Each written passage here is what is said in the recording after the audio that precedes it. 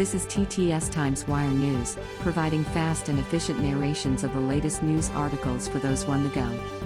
We upload every weekday at noon Eastern Standard Time. Be sure to like and subscribe. Axios Media. Axios.com. Workers' Great Awakening is about more than unemployment benefits. By Hope King. June 16, 2021.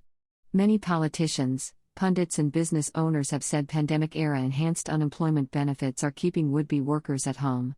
But that's a much too simplistic explanation of today's employment situation. The big picture: many hard-hit sectors are rebounding faster than anecdotal evidence would suggest. And when jobs are hard to fill, a broader worker awakening over the past year is part of the reason. Why it matters: blaming the job surplus on the supplemental unemployment support reduces labor to no more than an equation of wages and output. It ignores the full worker experience and all the factors that make it less appealing to return to certain jobs. State of play: the hardest hit areas of the COVID economy are seeing workers come back. Yes, but those are some of the same areas where voluntary departure rates are also at record highs and where hiring isn't keeping pace with job creation.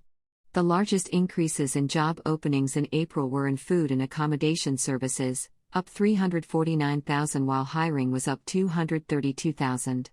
But the sector also saw a record 5.6% of workers quit in April, up from 5.4% in March. Meanwhile, despite anecdotal tales of woe, the leisure and hospitality space in May reported the most new jobs created of any sector, at 292,000. Two-thirds came from food and drink establishments. What they're saying: it's not just money, sitting on both sides of the scale. Melissa Swift, global leader of workforce transformation at consulting firm Korn Ferry, tells Axios. Swift says other factors add significant emotional labor to jobs: the difficulties of working with a skeleton crew, juggling parenting responsibilities, or being the only person of color in a workplace, for example. We basically burned out the global workforce over the last year. One of the ways people deal with burnout is switching employers, Swift adds. By the numbers, more than 4 in 10 workers say they're considering leaving their jobs, according to a study by Microsoft, while Pew has found that 66% of unemployed Americans have seriously considered changing their occupation. A record high of 4 million people, 2.7% rate, quit their jobs in April, with the largest in retail, 106,000, and professional business services, 94,000. With a record 9.3 million open jobs, it's also important to recognize that onboarding and hiring millions of people takes a lot of time.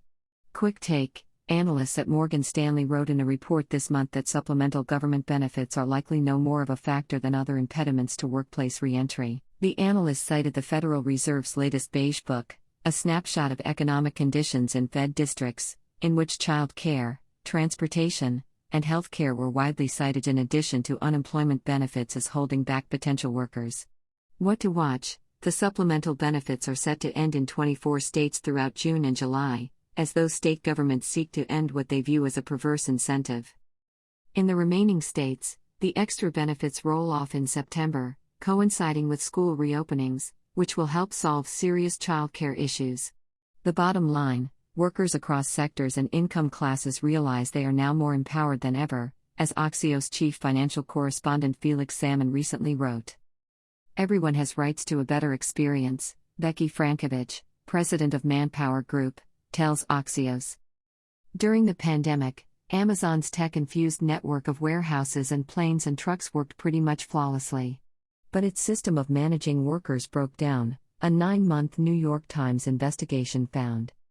Why it matters: the convenience of Amazon comes with a cost. The company churns through human workers as rapidly as it churns through customer orders.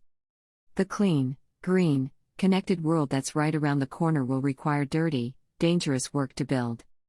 Think hauling solar panels up to high roofs, digging trenches for fiber optic cables along busy highways, climbing towering masts to rig cellular antennas. Meet Chicago-based Frank, a startup with $2 million in VC funding that's been in beta for the past year, and provides a communication space for employees, no managers allowed, to chat. Why it matters: it's capitalism building tools to push back on capitalism. Copyright Axios Media, 2021.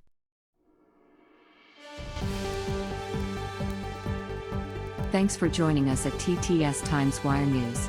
Be sure to like and subscribe to get fast and efficient narrations of the latest news articles for those on the go.